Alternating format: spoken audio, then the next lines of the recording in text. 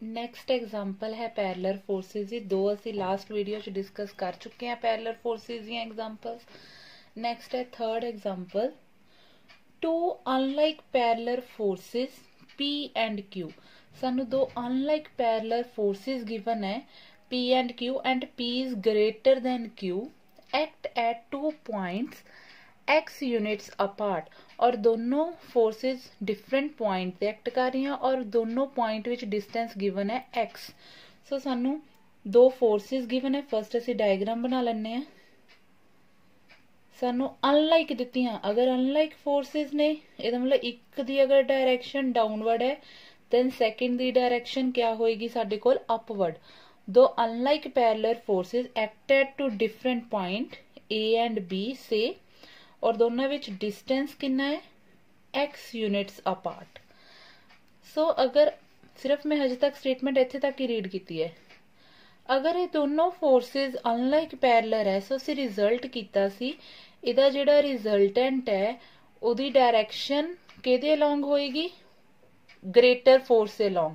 सो resultant outside lie करेगा but केदे parallel lie करेगा, inner direction parallel to the force which is greater. So इत्थे resultant lie करेगा at point C। दो unlike parallel forces आ और रिजल्टेंट दी वैल्यू क्या होएगी P माइनस Q। इत्थे फोर्स है P, इत्थे Q लाई कर रही है। सो रिजल्टेंट साडे कोल क्या आएगा P माइनस Q। नैक्सट है ये तो जो गिवन दिता सी फर्स्ट लाइन चौथों असी ये डायग्राम तैयार कर ली। नैक्सट है show that if the direction of P is reversed. अगर कहते आप डायरेक्शन P दी रिवर्स कर दिए the resultant is displace through a distance then साडा जिहड़ा रिजल्टेंट है वो इन्ने डिस्टेंस से डिस्प्लेस कर जाएगा, शिफ्ट हो जाएगा। मतलब सैकेंड डायग्राम दे विच असी क्या करना, असी सिंपली क्या करना है P दी डायरेक्शन रिवर्स करनी, Q अपनी जगह ते ही है। असी क्या करना P दी डायरेक्शन रिवर्स करनी। P पहला डाउनवर्ड सी, इहदा मतलब फिर की करेगी अपवर्ड लाई करेगी। सो साडे को P लाई करेगी ये वाली, ठीक। हुण कहंदे दैन ओहदा जिहड़ा रिजल्टेंट वो कितना डिस्प्लेस कर जांदा, इन्ना डिस्टेंस। ये प्रूव करना है कि डिस्टेंस डिस्प्लेस इन्ना कीता रिजल्टेंट।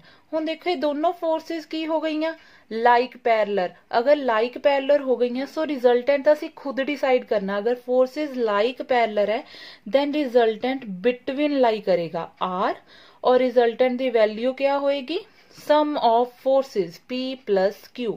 से इत्थे रिजल्टेंट C ते लाई कर रहा सी, सो इत्थे C डैश ले लिया। C पॉइंट तो डिस्प्लेस होके रिजल्टेंट किथे चला गया C डैश ते। सो सानू दो केस गिवन है। फर्स्ट केस च दो अनलाइक पैरेलल फोर्सेस गिवन सी, एक P एंड Q। सो असी रिजल्टेंट ओहदा किथे लाई करेगा, आपां नोट्स लास्ट वीडियो च कीते होए है कि रिजल्टेंट ग्रेटर फोर्स वाली साइड ते लाई करदा है और इधर डायरेक्शन भी ग्रेटर फोर्स वाली हुंदी है, ठीक। और मैग्नीट्यूड हुंदा है दोनों फोर्सेस दी सबट्रैक्शन। और इहदे विच सैकेंड केस चो कहंदा अगर रिजल्टेंट असी P दी डायरेक्शन शिफ्ट करदे दैन रिजल्टेंट भी डिस्प्लेस हो जाता है। सो जिद्दां ही असी P नू रिवर्स कीता साडा रिजल्टेंट की आ गया बिटवीन लाई कर गया, बिकॉज असी कीता सी लाइक पैरेलल बिटवीन लाई करेगा। असी ले लिया C डैश ते लाई करे और ओहदा मैग्नीट्यूड क्या होएगा सम ऑफ फोर्सेस होएगा, ठीक। सो ये साडी फर्स्ट डायग्राम है, ये साडी सैकेंड डायग्राम है। सो हुण असी फाइंड आउट करना है रिजल्टेंट इज डिस्प्लेस्ड, किन्ने डिस्टेंस से डिस्प्लेस होया। सो पहला C ते सी रिजल्टेंट, इस फिगर च C ते सी, जदों असी फोर्सेस नू इंटरचेंज करता C डैश ते आ गया। मतलब साडा एम की है फाइंड करन दा, असी फाइंड करना किन्ना डिस्टेंस डिस्प्लेस कीता। C डैश फाइंड करांगे असी। सो C डैश फाइंड करना है, ਉਹਦੇ ਲਈ ਅਸੀਂ ਪਹਿਲਾਂ फर्स्ट डायग्राम च इक्विलिब्रियम ਦੀ कंडीशन लगावांगे। देखो C डैश आएगा किद्दां, C डैश ਲਈ ਪਹਿਲਾਂ ਅਸੀਂ AC ਨਿਕਾਲਾਂਗੇ, ਫਿਰ ਅਸੀਂ AC डैश ਦੋਨਾਂ ਨੂੰ ਐਡ ਕਰ ਦਾਂਗੇ, ਸਾਡੇ ਕੋਲ ਆ ਜਾਏਗਾ C डैश। C डैश ਨਿਕਾਲਣ ਦੇ ਲਈ CA प्लस AC डैश ਇਹ ਨਿਕਾਲਾਂਗੇ ਅਸੀਂ। ਹੁਣ ਦੇਖੋ ਇਨ ਫਿਗਰ फर्स्ट,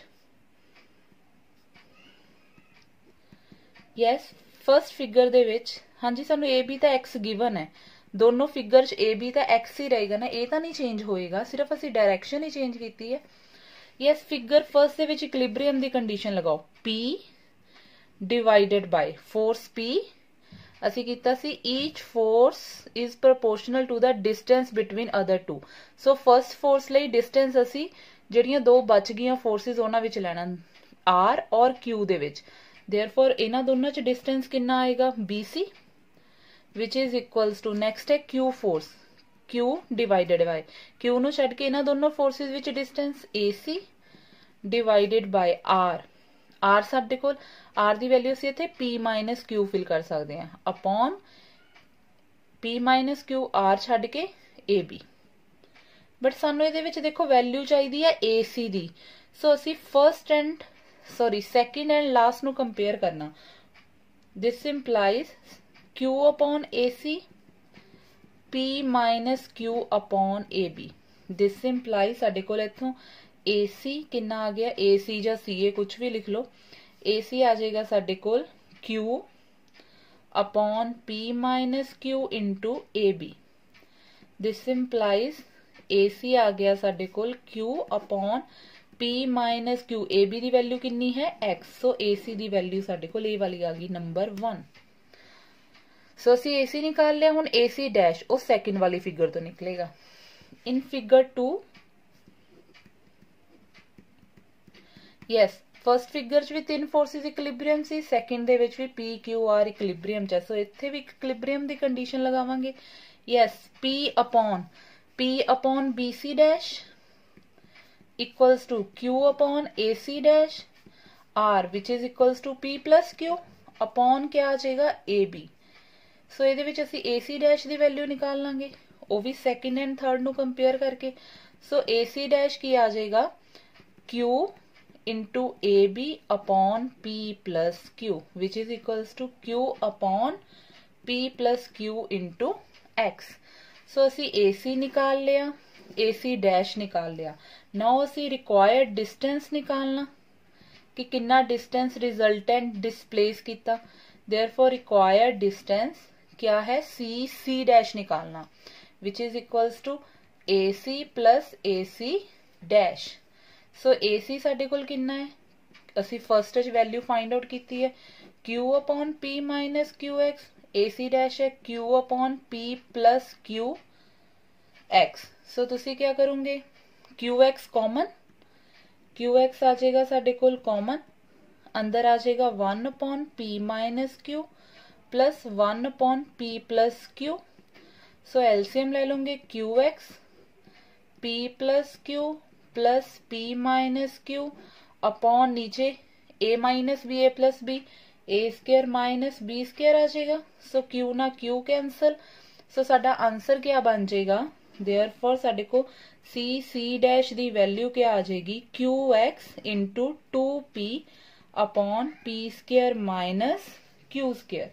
देयरफॉर सी यही फाइंड आउट करना सी 2PQ upon P square minus Q square into X units. So ये साडा आ गया डिस्टेंस। सो असी प्रूव भी यही करना सी कि असी रिजल्टेंट नू कितना डिस्प्लेस किया इन्ने डिस्टेंस से। नेक्स्ट एग्जाम्पल है फोर्थ एग्जाम्पल है टू लाइक पैरेलल फोर्सेस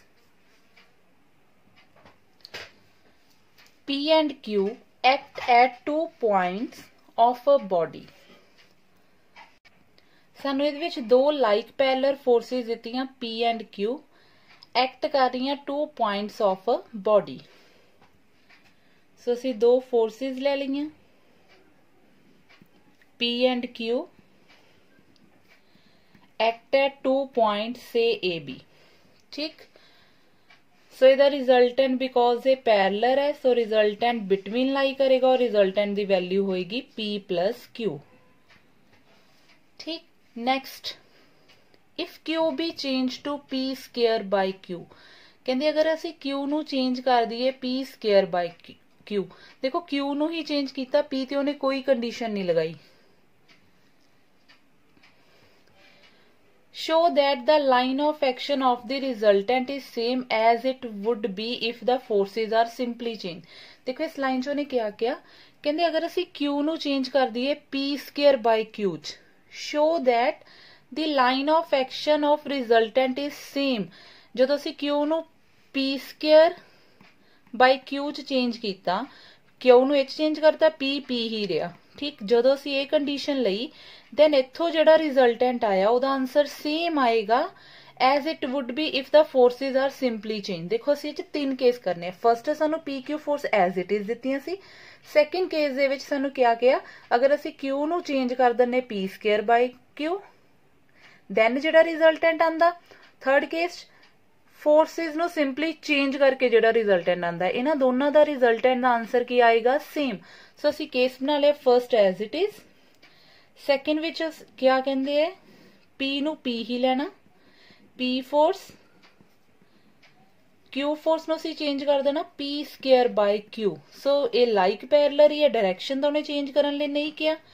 ਸੋ ਰਿਜ਼ਲਟੈਂਟ C1 ਸੇ C1 ਤੇ ਲਾਈ ਕਰ ਰਿਹਾ ਬਿਕੋਜ਼ C ਤੇ ਇਹਦਾ ਰਿਜ਼ਲਟੈਂਟ ਲਾਈ ਕਰ ਰਿਹਾ ਸੀ। ਜਦੋਂ ਚੇਂਜ ਕਰਤਾ C1 ਤੇ ਲਾਈ ਕੀਤਾ ਔਰ ਕਿਆ ਆਏਗਾ sum of forces P plus P square upon Q। ਇਹ ਆਇਆ ਸਾਡੇ ਕੋਲ R1। ਇਹ ਸੈਕਿੰਡ ਡਾਇਗਰਾਮ। ਔਰ ਥਰਡ ਹੈ ਅਸੀਂ ਉਦੋਂ ਵੀ ਰਿਜ਼ਲਟੈਂਟ ਨਿਕਾਲਣਾ ਜਦੋਂ ਫੋਰਸਿਸ ਸਿੰਪਲੀ ਚੇਂਜ ਕਰਨੀ ਹੈ। ਸੋ ਥਰਡ ਡਾਇਗਰਾਮ ਸਾਡੇ ਕੋਲ ਕਿਆ ਬਣੇਗੀ? A B ਸੇ ਪੁਆਇੰਟ ਇੱਥੇ C2 ਔਰ ਇੱਥੇ ਸਾਡਾ R2 ਸਿੰਪਲੀ ਚੇਂਜ ਕਰਨੀ ਹੈ, ਮਤਲਬ P ਦੀ ਜਗ੍ਹਾ ਤੇ Q ਕਰ ਦੇਣਾ, Q ਦੀ ਜਗ੍ਹਾ ਤੇ P ਆ ਜਾਣਾ। ਸੋ R2 ਸਾਡੇ ਕੋਲ ਇਹਦੇ ਵਿੱਚ ਵੀ ਕੀ ਆ ਰਿਹਾ? Q plus P। ਸੋ ਇਹ ਆਈ ਸਾਡੀ ਡਾਇਗਰਾਮ ਨੰਬਰ 3। ਹੁਣ ਦੇਖੋ ਅਸੀਂ ਪ੍ਰੂਵ ਕਰਨਾ ਜੋ ਰਿਜ਼ਲਟੈਂਟ ਇਸ ਕੇਸ ਚ ਆਂਦਾ ਹੈ ਔਰ ਜੋ ਰਿਜ਼ਲਟੈਂਟ ਇਸ ਕੇਸ ਚ ਆਂਦਾ, ਦੋਨਾਂ ਦਾ ਰਿਜ਼ਲਟੈਂਟ ਸੇਮ ਆਏਗਾ। ਅਸੀਂ ਇਹ ਪ੍ਰੂਵ ਕਰਨਾ। ਕਹਿੰਦੇ if Q be changed to P square by Q, show that line of action of the resultant is same as it would be if the forces are simply changed। line of action मतलब same distance ਤੇ लाई कर रहे हैं। ठीक है, मतलब जिथे साडा R1 लाई कर रहा उत्थे ही R2 लाई कर रहा। सो दोनों दा लाइन ऑफ एक्शन सेम है, ये प्रूव करना सी। मैग्नीट्यूड सेम नहीं बोलिया उन्हें, लाइन ऑफ एक्शन सेम बोलिया, मतलब दोनों ही C1 ते या दोनों ही C2 ते लाई कर रहे हैं। लाई करन दा पॉइंट सेम है। ठीक, सो असी हुण क्या करना? फर्स्ट फिगर ना तो साडा कोई काम नहीं, प्रूफ तो असी सैकेंड एंड थर्ड लई करना। सो सैकेंड ते इक्विलिब्रियम दी कंडीशन लगावांगे एंड थर्ड ते। ठीक, सो असी पहला लिया when Q is changed to P square by Q, let resultant P plus P square by Q act at C1। So C1 ते एक्ट करेगा, देयरफॉर इक्विलिब्रियम दी कंडीशन लगाओ इन डायग्राम सेकंड।